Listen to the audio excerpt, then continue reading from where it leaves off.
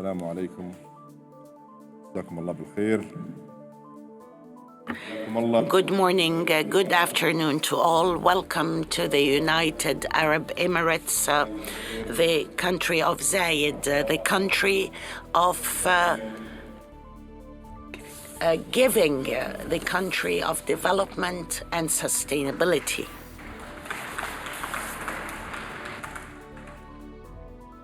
Excellencies, dear friends, colleagues, members of every delegation, it is an honor to be with you today. And I am so glad that this day has finally arrived. And as my first official act as COP President, allow me to express my gratitude to my very dear friend, Sameh Shukri. Your Excellency, you have led this conference with vision, purpose, and integrity. We are indebted to you for your service, your accomplishments, and your commitment to climate progress. And allow me to also extend my gratitude to every person in this room. We come from different nations, different backgrounds, and different generations. Yet, we share something vital. At some point in each of our lives, we all made a choice to help carry the burden of a great responsibility, to raise our hands and bear some portion of the weight on our shoulder. That choice is why we are all here in the United Arab Emirates today. The UAE is deeply proud and humbled to be hosting COP28 at a pivotal time in this critical decade for climate action. We know, as you know, the gravity of this moment. We feel, as you feel, the urgency of this work. And we see, as you see, that the world has reached a crossroads. And yes, since Paris, we have made some progress. But we also know that the road we have been on will not get us to our destination in time. The science has spoken. It has been loud and clear. It has confirmed that the moment is now to find a new road, a road wide enough for all of us, free of the obstacles and the detours of the past. That new road starts with a decision on the global stocktake, a decision that is ambitious, corrects course, and accelerates action to 2030. Through the global stocktake, we have a chance to unite the three core elements of the climate agenda.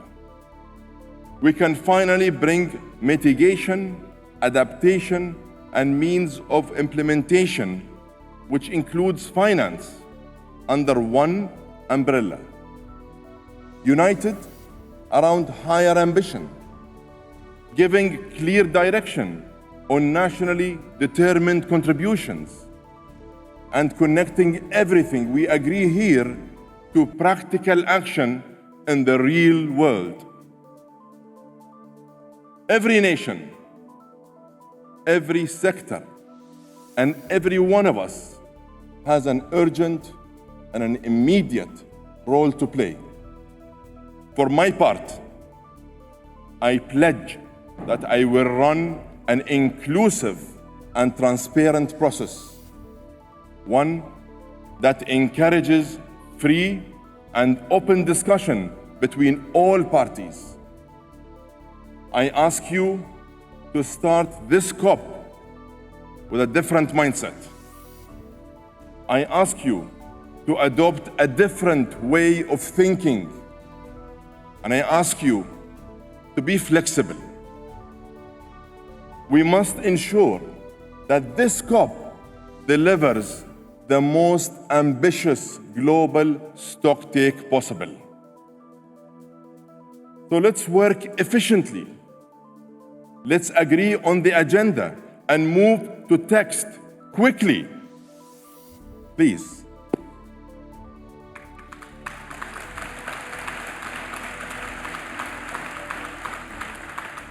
We have no time to waste. Friends, I believe that the United Arab Emirates reflects the spirit we need at this COP. My country is only 2 years older than me. And that makes it a young country, in fact, a very young country. It is a nation that rose up from the desert through the vision and foresight of our late founding father, Sheikh Zayed bin Sultan Al Nahyan, and the conviction and aspiration he passed on to the generations that followed. And now, 52 years later, just look around.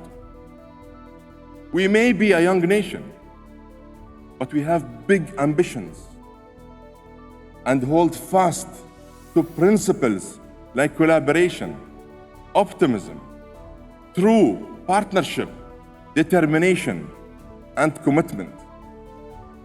These are the ingredients that make up the DNA of the United Arab Emirates.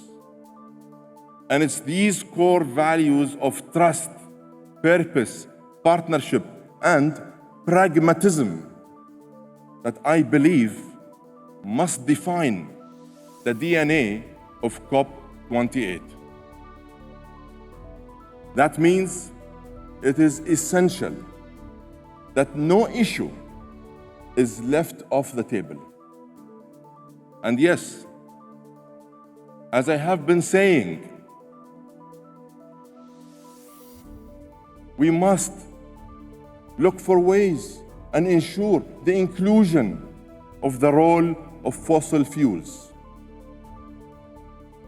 I know there are strong views about the idea of including language on fossil fuels and renewables in the negotiated text. We collectively have the power to do something unprecedented. In fact, we have no choice but to go the very unconventional way. I ask you all to work together. Be flexible. Find common ground. Come forward with solutions and achieve consensus. And never lose sight of our North Star of 1.5. Because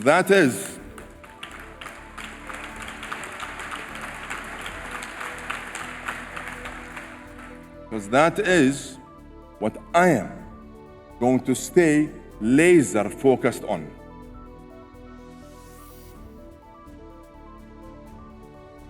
Excellencies, dear friends, we all know that a key success factor across climate agenda is finance.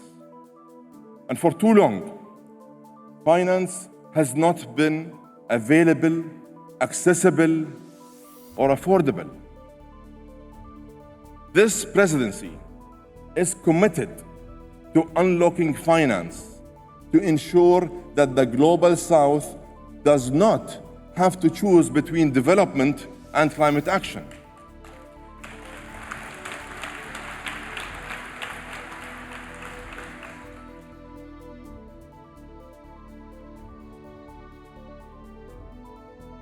Let this be the year that climate finance meets the magnitude of the moment. Let this be the COP where we deliver on our promises from the 100 billion to loss and damage. And on loss and damage, I know how important this issue is to the parties, particularly to the most vulnerable. What began in Sharm el-Sheikh and what was given critical momentum and traction in Abu Dhabi earlier this month must now be delivered and actioned here in Dubai.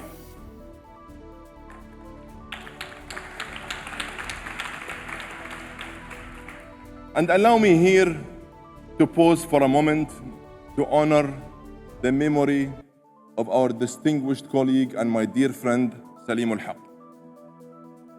He devoted his entire career to the cause of finding a way to address loss and damage. And I personally benefited from his advice and his experience, particularly on the imperative to shift the world's focus to the needs of adaptation. Excellencies, adaptation must be at the heart of our action. We must bridge the finance gap and agree on a robust framework for the global goal. Let's put nature, lives, and livelihoods at the core of our national plans. Let's finally face the issues that are critical to adaptation, like water, food, agriculture, and health. And that is why I am proud that this COP will be the first to host a climate health ministerial.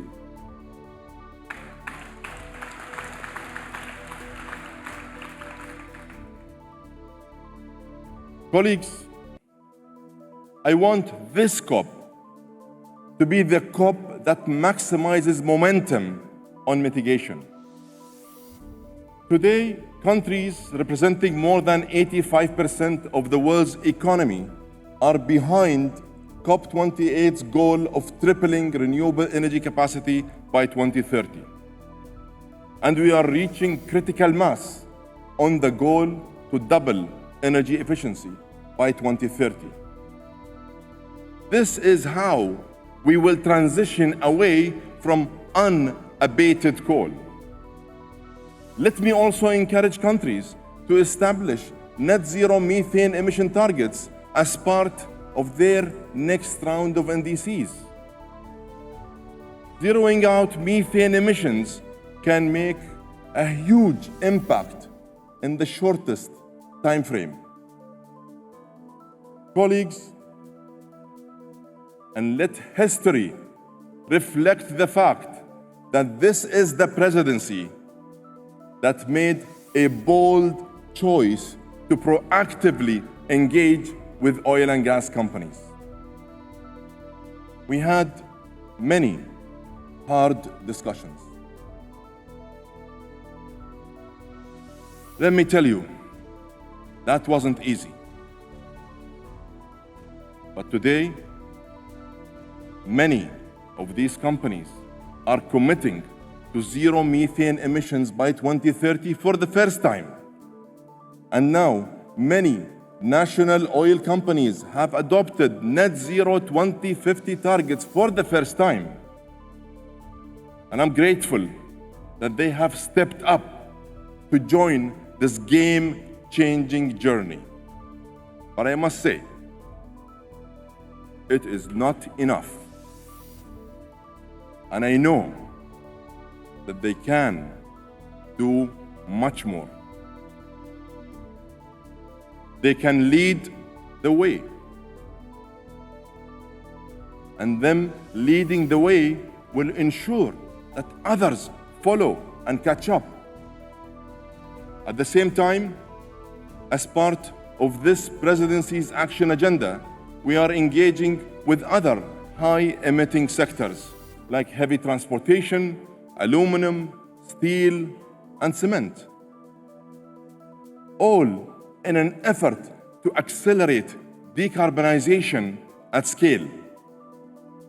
I'm calling on all industries to engage, to innovate, to modernize, and invest in clean technologies. Colleagues, my friends, my partners, the next 2 weeks will not be easy. Let's remember, our task is not only about negotiating text or putting words on paper. It is about improving lives. It is about people. From the students I met in Bangladesh to the young entrepreneurs I saw in Nairobi, to indigenous communities I visited in the Amazon basin. All of us want and need the same things: clean air, clean water, healthy food, economies, and opportunities for ourselves and our families. And of course, we want a safe and a secure future. Is that too much to ask? Excellencies, ladies and gentlemen, my friends and my partners, we all made a choice to be here at this time. We understand the gravity of the situation, and I know that we all respect the science. Today, we need to follow through. Take that new road, and let's bring everyone on board with us. If we want to accelerate progress across the climate agenda, we must apply a positive can-do vision to get a GST decision with the highest ambition.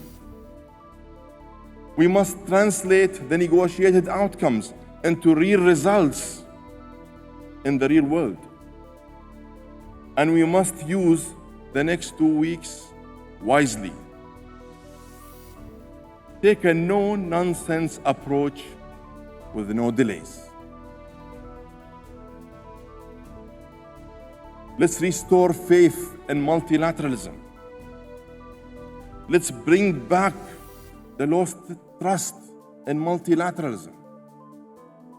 And let's deliver some good news to the world that really needs it today. And friends, I'll be right there, at your side, every step of the way. I will roll up my own sleeves alongside you. Let's rise above our differences to make the difference for future generations. Right now, here in the United Arab Emirates, I'm calling you all to unite, to act, and to deliver. I thank you.